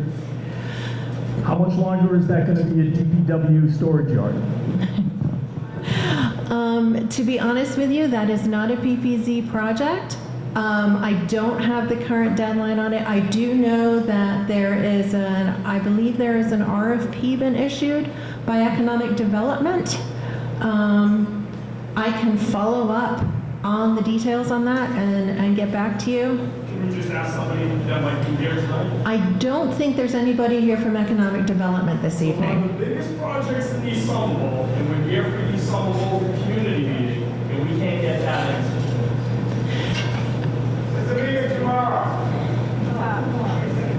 So, thank you. So I believe you're on the community advisory. Did not get an email. So, well, I don't know the specifics on the meeting.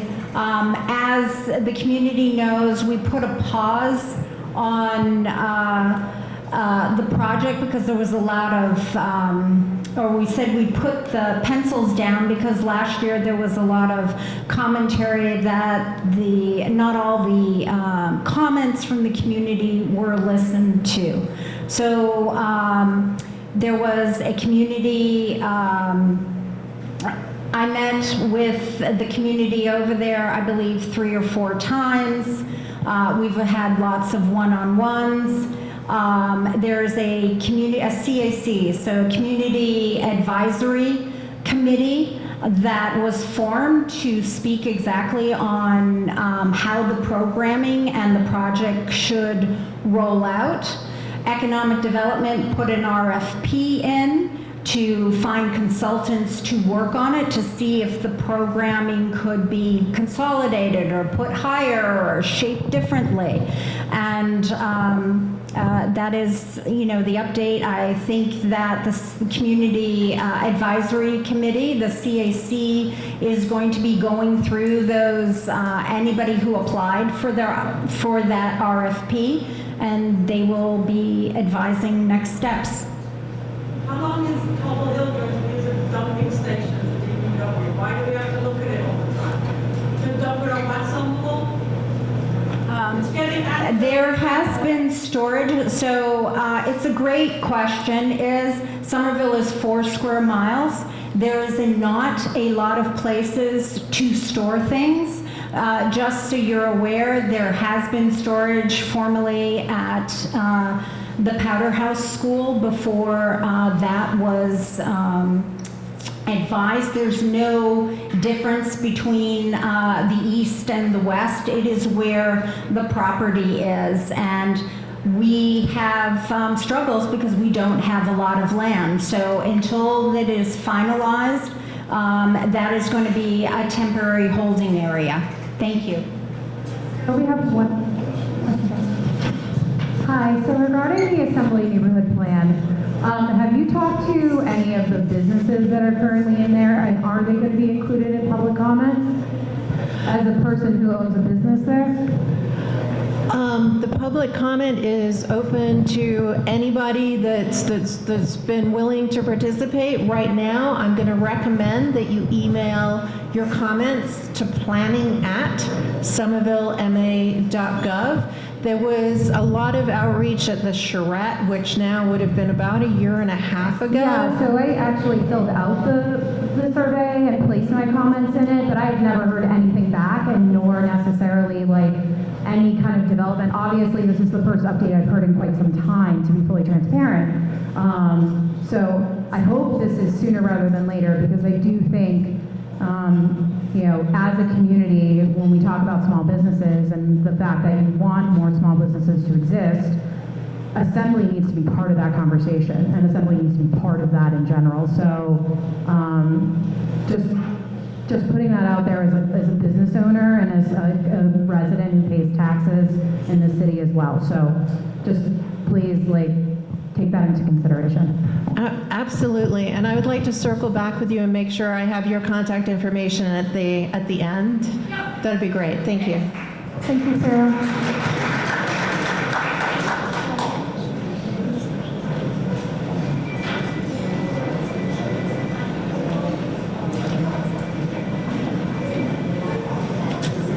Hi everyone, thanks for staying. My name is Vanessa Bukili.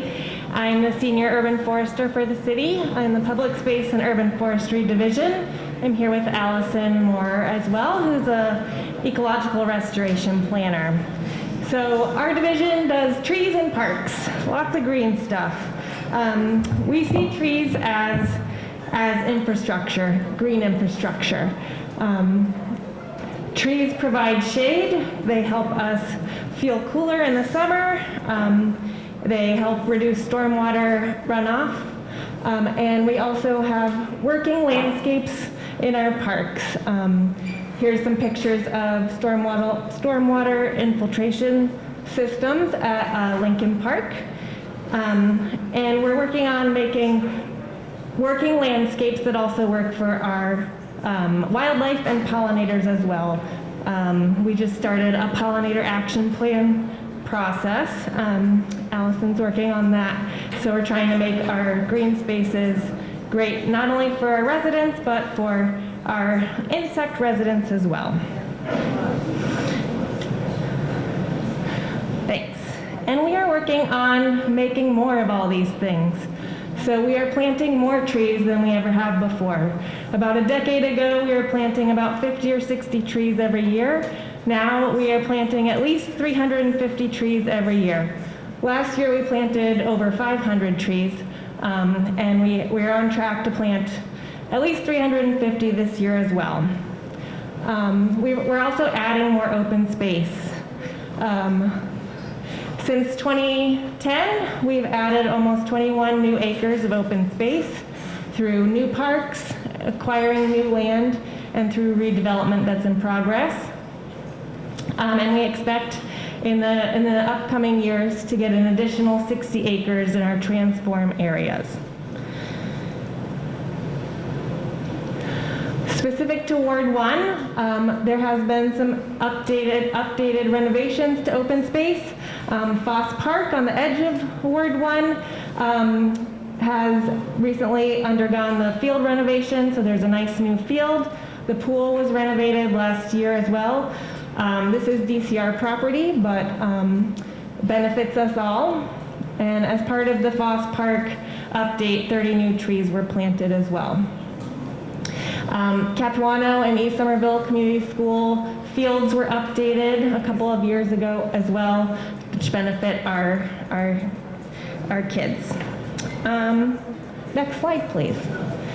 And in new news, Eska Park, which is the land at the end of Cross Street East, near the Stop and Shop there. Eska Park is a new open space. It is now open. Eska is named after the East Somerville Community Action Group that was fighting against I-93 being built. And this park is a nice respite and provides a lot of tree canopy. There was a densely planted evergreen berm on the edge, which will help filter air pollution that's coming from the highway. Also in Ward 1, we're working on the Glen Park Community Garden Extension, so adding a piece of land to the community garden there, and 18 new community garden plots will be added, including accessible plots. I think that's all the slides I have. It is getting late in the evening, so happy to take any questions. A couple now, and we'll be here. Yep, it's on, okay. I'm Beverly Schwartz, I live down in Assembly Row, and I look out on Baxter Park, and there are 3 trees on Baxter Park that are not doing well. Okay. And I don't know if that's Somerville or DCR, but they're not leafing out well, and they need some attention. So Thank I you. guess the generic question is are you inspecting how our trees are doing in general? Good question. So the question was specifically about Baxter Park trees and how we inspect trees in general. So we have about 14,000 publicly owned trees in Somerville, and 3 staff looking at them. So we can't look at each individual tree, but we do look at specific trees when they're mentioned to us. So happy to take a look at Baxter Park and see how they're doing. Would like to follow up with you a little bit more about where they are. You can always put in a 311 request to have a tree assessed, and one of the urban foresters will go look at the tree. Baxter Park is DCR property, but I'm happy to look at it and report to DCR if there's some issues. What about the report that came out that there were like gas leakages and that's why the trees were dying? And Somerville was actually one of the towns that was identified that the gas leakages that were happening within the city were killing the trees. So Ma'am, I'm happy to talk with you about that after. I think someone else had been given the microphone. I'd like a response if we're being recorded so everybody can hear. Like, what's The question was about gas leaks and trees. I don't think I've read the specific report, but gas leaks can impact the health of trees and kill them. There was some pipe work that was done on Somerville Ave by the utility to improve the pipes. I know there was a lot of impact of potential impact of methane on Pearl Street, and the pipes were redone recently. So it's really hard to give a specific answer about a specific tree. Just contribute something? Sure. So just a couple of days ago, I met with Randy Soltesiak. She is the, I guess, president of Mothers Out Front, which has been cataloging the gas leaks, and she has given me an update that the worst leaks that have existed in the city have been corrected, and that Mothers Out Front has been really happy with the plan to correct those. And if you want, I can also share their information with you. So as an allergy sufferer, I would like to know what is the effort to replace the trees from being male trees to female trees, not only in Somerville, but also across the nation, because the pollen is just absolutely atrocious. So what kind of trees are you planting currently, and what's the effort going forward to replace male trees by female trees? Great, thanks. So the question's about male trees versus female trees. A lot of trees are actually both. They have male and female parts. So pollen is often coming from trees that are hermaphroditic. They have both parts. There are certain cultivars of certain species that we preferentially plant male versions, like ginkgo, because the female plant creates a big stinky fruit. So you want the male plant if you're going to plant a ginkgo rather than a female. But most of the trees we plant are not male or female. They're both.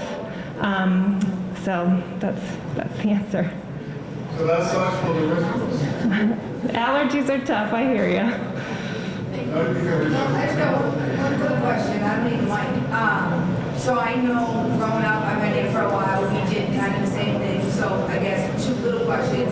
Where are you planting these trees? And if it is in front of, people's houses, I know over the years, it came and broke through their basement, flooded their basement, kind of cracked our foundation, and the city didn't help us. We had to fight the city to get it cut down each and in. I mean, I can't even tell you what we had to do for years to get these trees that obviously we love and we want, but where are they being placed? Right in front of someone's house, and in 15 years, are you gonna do the cost of the foundation when those roots come through? So the question is, where are we putting these trees, and are we going to be maintaining them over time? What if they impact foundations and people's houses? Yes, the 350 trees that I plant every year are primarily along sidewalks, so often they are in front of houses. We now notify people with a letter on the front door of the house where the tree will be placed that the tree is coming, so there is the warning. It's not a surprise that there's a tree coming. We do plant the right tree in the right place, so we're planting trees that have shorter growing trees under power lines. We're thinking about the location. If it's a very tight location, we're planting smaller trees. If we have a lot of space and there's a lot of room between the sidewalk and the house, we can plant a bigger growing species. So we're thinking a lot about the placement of the species in relation to the site. We are working on lots of different tree maintenance.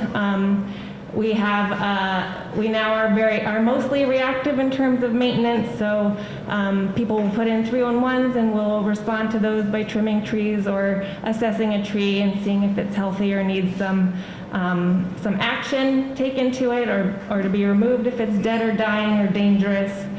We are working towards getting a more proactive maintenance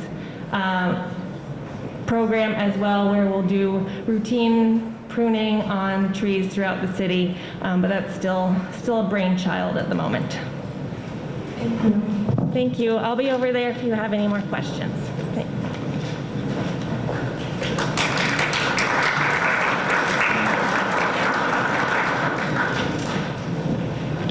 Good evening. Home stretch, everybody. Thank you. Thank you for your patience. Thank you for coming out this evening. My name is Brad Rawson. I'm a Somerville resident, a proud one, and I'm a proud parent in the Somerville public school system, an excellent public school system. I've been a part of this community for 15 years, and I go to these meetings 1, 2, 3, sometimes even 4 times a week, year after year, and I never take them for granted. You're volunteering your time. We are too, but really you are. This is our job. Thank you for coming out and taking the time. I hope that folks get the sense that your public servants are here to listen. We care. We work every day. We work our fingers to the bone to be responsive to you all and make sure that our work is consistent with what we're hearing from you all. So thank you for bearing with us, even when it's a long meeting or even when the temperature rises a little bit. Good news, I have 2 slides, 4 minutes. I'll handle a couple of questions in this format, and then I will stick around in this cafeteria or out in the schoolyard until the last person's last question is answered. So again, thank you for all of your time. Next slide, please, Grace. So the city's mobility division is technically part of the mayor's community development office. You might know that there are literally 25 affordable housing specialists in that community development department. Lisa Davidson is part of that team. She's here tonight. It includes Allison and Vanessa, our public space and urban forestry team. It includes a 7 or 8 person team Adriana Fernandez is a part of that does economic development, small business support, workforce development, worker retraining, youth employment. The team that I am responsible for is focused on mobility. So we work every day with the city's DPW, our engineering division. Our great partner Jesse Moose is here and Nick Alackle is here. Our job is to keep people safe on our streets. That is the #1 mandate that we have heard from this community over the 15 years I've been a part of it. And for folks who've been around longer than I have, that is what you consistently say. It's unacceptable for people to feel unsafe on our streets. So the first of my 2 slides is really trying to give you a way to get involved if you want to get more information about the way that we do our work and about ways that you can stay plugged in to get information. We have an interactive traffic calming map, and you'll see a great degree of emphasis on the East Somerville neighborhood, again in response to Councilor Matt, who has been a champion for these issues over the years, and to the work that we have been doing to promote safety around schools, around senior housing, and around parks. We know that I-93 and McGrath Highway create unfair burdens in your neighborhood. It's different than it is in other parts of Somerville. There's more cut-through traffic, more heavy trucking, more speeding, more distracted driving, to that point earlier. And so we are working to save lives every day. Right now, we are rebuilding sidewalks on Pearl Street, and there is traffic calming coming with raised crosswalks, curb extensions, speed humps, crossing islands, so that a slower moving pedestrian might only have to cross half the street and they get a chance to look around before they finish crossing. These are all best practices. Somerville did not make this stuff up. We're borrowing from the Cambridge playbook, but also around the country and around the world. You can move in and out of this map online, and we also have a Mobility Division newsletter. Can I get a quick show of hands? Does anybody subscribe to our team's monthly newsletter? That is more than we had last night. Thank you. I'm so glad. Folks, every year we work harder and harder to get the word out to more people in more ways. A lot of times that's going into small businesses, that is standing at bus stops, that is tabling here at the community school during PTA events, coming to the mobile farmers market here, bringing the content to where people are. But good old-fashioned newsletters are also part of the communication toolkit. So there's a QR code. We can give you the actual web link if you like. It's a really important way to stay plugged into community meetings, policy development, project development, street design conversations. So that's one of the 2 slides here. I'll go to the next one, then I'll start questions. And I remember there were a couple that we didn't answer earlier. I'll start with those. Second part of our team's work is to make mass transit work better in Somerville. Did any of you get involved in helping build the Orange Line station, advocating for redevelopment and assembly, making sure that our development partner actually ponied up $15 million to build that Orange Line station? Yeah, it was like 2012, 2014. It's so easy to forget how far we have come as a community. That was a miracle, and yet the Orange Line is not the only solution. We gotta make sure our buses run on time. We gotta make sure that they are safe and reliable, that they get people where they need to go. Did any of you get involved when the MBTA proposed to redo its bus network last year? Awesome. Our mayor sure did. We took something like 5,000 comments from the city of Somerville, from our regular residents. We used the mayor's leadership, staff, to actually amplify your voices. For some strange reason, the team was proposing to do things like cut the 89 bus. We're kind of scratching our heads. Fortunately, your city, your elected leadership, and you, with people power, were able to save it, right? But that's not enough. We got to make transit reliable and affordable. Here's one great way that the city's investing. We're putting Charlie cards in people's pockets. Who among you, do the hand raise again, please. Parents in the public school system? I'm one. You can qualify for a free Charlie card. 1 year, every bus, every train for free. Students, grades 7 through 12, we put a Charlie card in their pocket, not only to get to school, but for social life, part-time jobs. This is all really, really important in terms of safety, access, and equity. We have a dedicated low-income program. We work with the Somerville Housing Authority, the Community Action Agency of Somerville, and many others to make sure that cost is not a barrier to people getting to the grocery store, to their faith community, to parks, to open space, to healthcare. So if you think that you, one of your neighbors, one of your friends might qualify for one of these programs, please see me afterward or just Google it online. We've got a good website for the Transit Pass programs. So, wow, that was light speed. Let me start with a couple of questions that came up earlier, okay? There was one about the community path and lighting. There was one, Captain, about call boxes. There was one about traffic calming in the neighborhoods. And there was a third one as well. Glen Street, please. Yep. This, not that Glen Street, from Broadway, where Santander is, to here. Why wasn't the school here, the street, made more of a priority than Pearl right now in terms of who are crossing them? I don't know how to explain it, but like, So the question was about traffic calming on Glen Street. It's coming. The city's working on it. We're in the design phase. We're in the contracting phase right now. It'll be built over the next 12 months. projected 2024, hopefully. Yes, absolutely, absolutely. Next question, let me just try to get to some of the ones that have been raised, okay? Community path, great question. The path is a miracle. The MBTA tried to cut it. They tried to cut it out from the transit project, and community advocacy in Somerville saved it. We didn't let them put it on the chopping block, and yet they did a whole bunch of cost control that, again, left us scratching our heads. Some of this stuff was about lighting. Our staff have commented for years and years when we look at these technical drawings and we say, why is there this dark spot on the path? How did the MBTA justify this stuff? And we could not break through with their austerity budget and their contract. What we've been able to do instead is make sure that the city has the legal right to add additional lighting. We're meeting with the T every week on this topic. We are getting vendor quotes. We are making sure that we've got the legal protections and the financial resources to clean up their mess. I hate to sound so nasty about it, but it's so disappointing. Places like the East Somerville Station with no elevator, like what? They didn't have an elevator at that station? The city will always work to correct the errors of the state agencies if they feel, if they're not being responsive to our needs. So when the path opens 6 weeks from now, there will be a couple of places where we have like temporary string lighting while we're getting ready to actually install the more permanent lighting. But as Captain Donovan said, emergency call boxes are part of the actual design, and those are wired to our local 911 center. So I just want folks to know that even if you see things that don't make sense with the MBTA Green Line or the community path, we've still got local staff working every day to try to improve that experience, safety, and access for all. Please. The call box is actually working now, because I have to walk up that by myself, day and night. Are they actually working? Because I think they're just plastic boxes. The question was, are the poll boxes working yet? And my guess is no, that some of them actually are not wired yet. That is part of the contractor's work still. They've got a few more things to do. There's a couple of streetlights that aren't wired up yet. There's a couple of places where drainage structures aren't getting water out. And again, we're trying to hold the MBTA accountable and make sure that their contractor fixes all the things that they were contracted to do. So if something's not working yet, we're pushing every day, and we expect things to be corrected this spring. We have somebody here from the state who can ask that question. Victoria's next.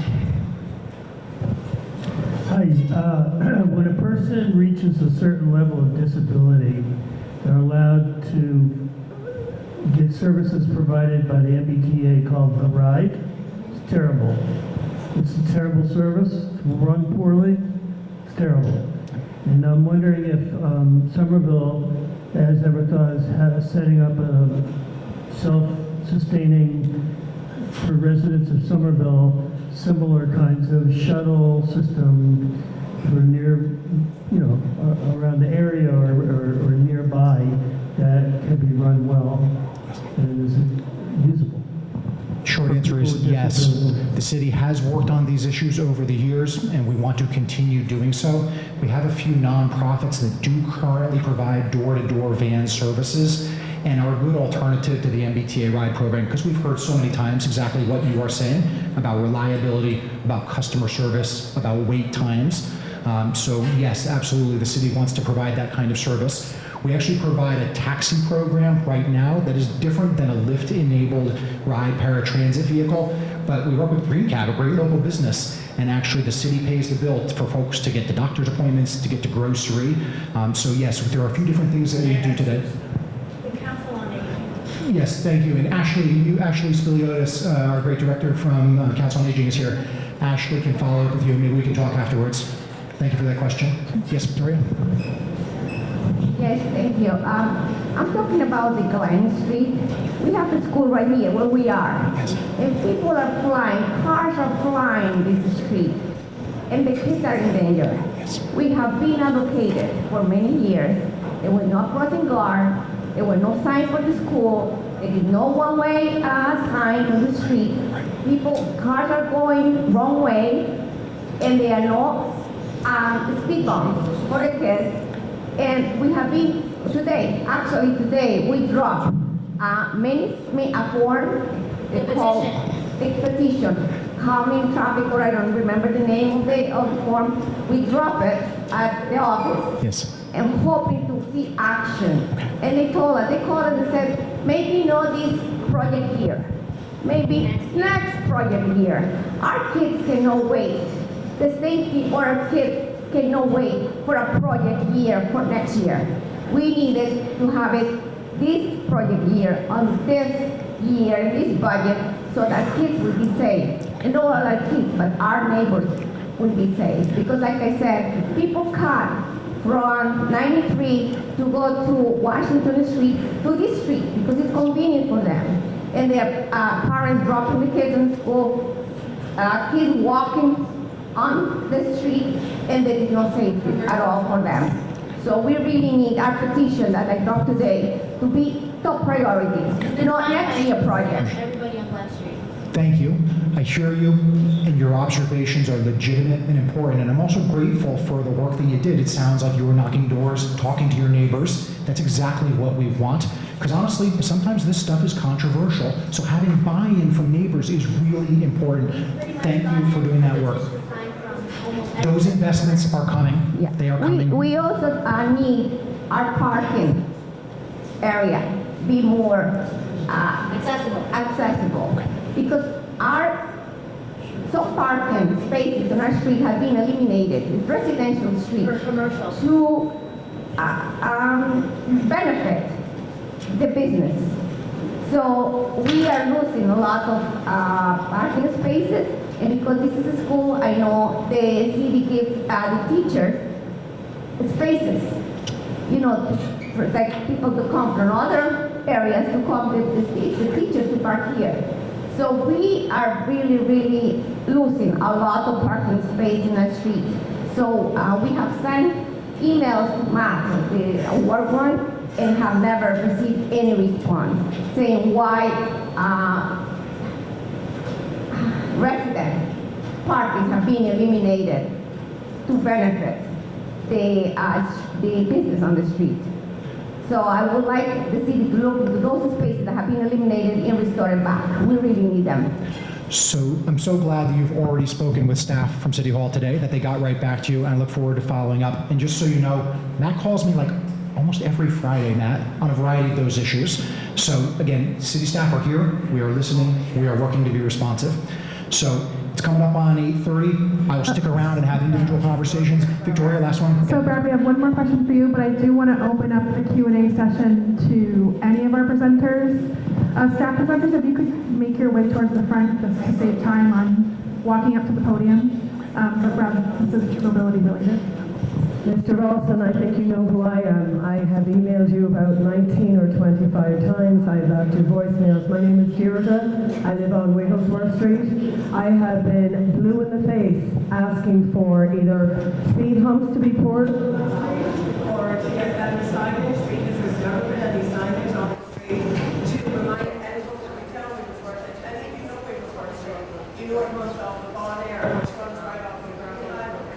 So anyone takes a left on Wigglesworth off the Bon Air, they are running it to the end of my street like a lottery chute is going straight down. There are kids, there have always been kids in the neighborhood, but with the congestion of the area, I have never asked the city for anything. I don't think I have to plead and beg. I would like either signage and those speed bumps. I've been asking for the past 5 or 6 years, and I've kind of been brushed aside or told, you're not important. I was told that by Mr. Moose, if he's in the room. Not important enough and not a priority enough that we were speed bumps. And I did not like that conversation, because I have to know that the street is always used to one way. They are increasing speed, doesn't matter what time of year it is, and I'm waiting for someone to have a serious mishap on that street. All I want is a couple of speeding signs, or, something to remind people, or even the digitalized ones that tell them when their speed is going down that street. And that's all I'm asking for. That and maybe a couple of extra trees planted and one trash can at the end of the street. But I don't think I'm asking the impossible. But according to Mr. Moose over here, he said you're not a priority. You're not going to get them for at least another 2 years. And I don't know who told you to get them sooner than that, and they were misinformed. And the people who told me that were 311. So I shouldn't be like a fool to have something that I think is very necessary. And with the emailing and the texting and the this and that, I'm done emailing. I'm not leaving any more voice messages. I'd like it done. I'd like it done soon. And I would like you to give me your consideration. I don't think I'm asking for too much. Thank you.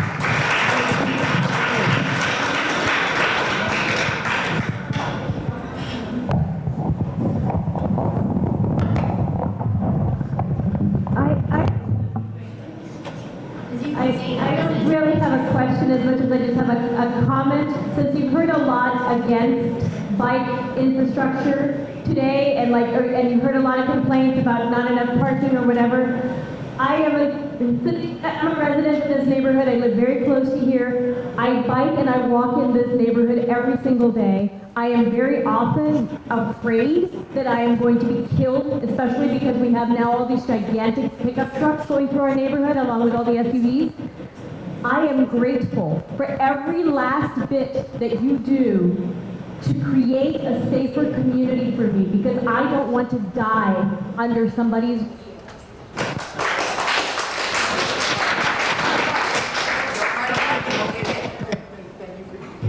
Thank you for your comments. Again, I want to tie those couple of questions together. Streets that are safe for people walking, using wheelchairs, using canes, walkers, bicycles are also safer for driving. Nobody should be hurt on our streets, no matter how you get around, but our priority is the people who will be most severely injured. That tends to be people walking, people using mobility assistance devices like wheelchairs and bicycles. So again, working in for the long haul to work with everybody in this room on these issues. Thank you. Oh, okay, I guess my question just is, we're all talking about the speed bumps, and I think they're wonderful. What I don't understand, is there a quota how you get one? Do you have to wait for maybe a crossing guard to get hit to put, oh, let's put one there? I'm just curious, because I go down, I live in some law, many years, I go down the street that there's no students going around. And over here in Cross Street, crossing guards are saying, take the authority to get started. And there's still nothing, not even a sign. I'm just curious, what's the word? Quota you need, how many people need to get hit? The threshold. What is it? He has to get hit. Does he go to the hospital? Does someone else have to get, I just want to know. 250? Thank you for your question. Yes, I know the incident you're talking about, terrible, unacceptable. The city is building a series of raised crosswalks and speed humps on Cross Street, so that never happens, to reduce the likelihood that happens again. There is no threshold or quota of injuries to make that happen. We actually try to get ahead of the next crash. We try to anticipate, and feedback like we've heard tonight really helps us. So please, keep it coming. Thank you. Oh, the mayor's reminding me. So we used to, 5 years ago, folks, we used to do about 5 of those projects per year. Based on your feedback, we are now doing about 50 per year. We are moving through every Somerville neighborhood, and East Somerville is a priority. So we look forward to continuing to build those safety treatments to avoid the next bad crash. Brad, Mayor, we have a question for you here. Hi, Mayor Valentine. It was great to see in the updates that the city is getting closer to opening or making a plan around the day use or shelter space for unhoused residents. Yes. It was really concerning that over the winter, the only plan that seemed to be in place was calling the police and then asking unhoused residents in Somerville to go to the other side of the city. And I'm just wondering if you're not, it would be great to hear more of what the plan is, and if you can't offer those details, like what's the timeline we can expect the city to roll things out? So thank you for the question. I will say there were a few counselors when I was on the city council about 6 years ago that were asking for an overnight warming shelter.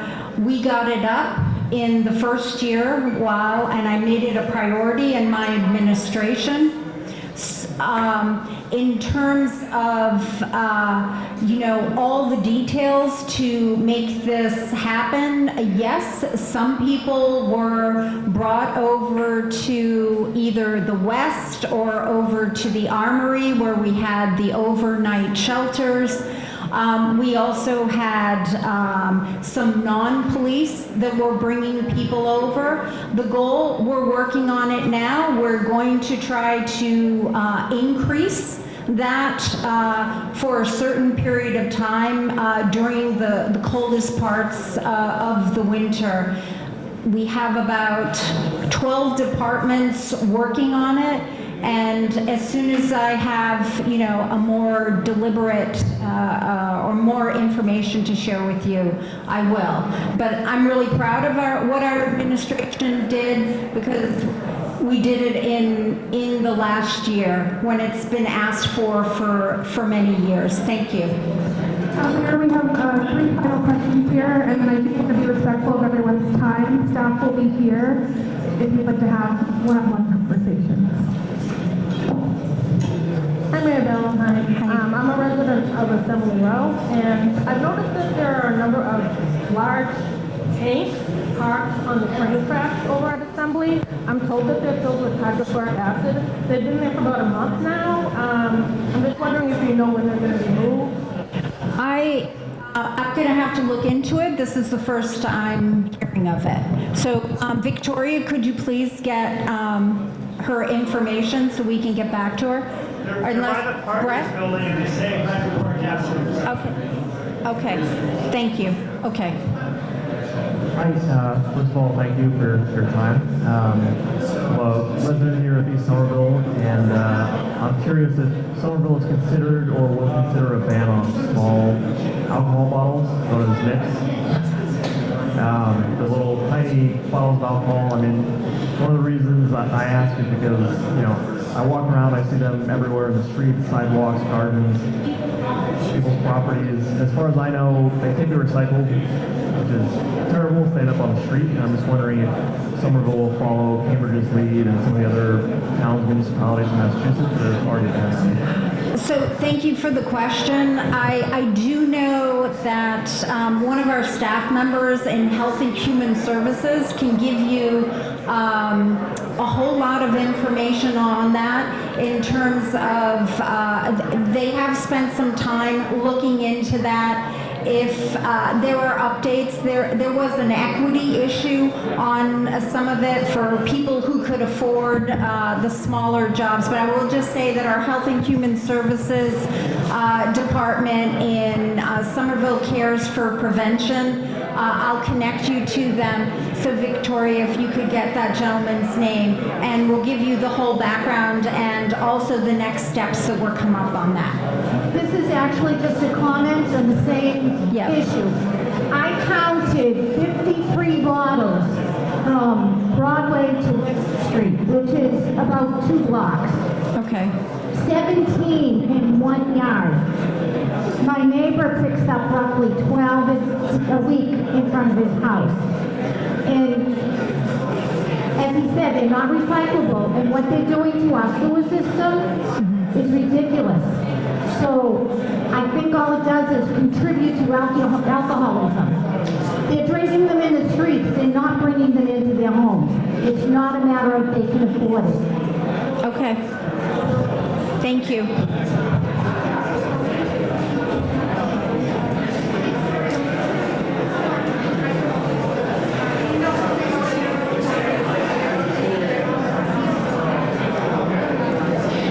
Thank you all for joining us tonight. We appreciate you taking your time. Staff will be hanging out for additional questions. And again, this recording will be online after May 22nd. Have a great night.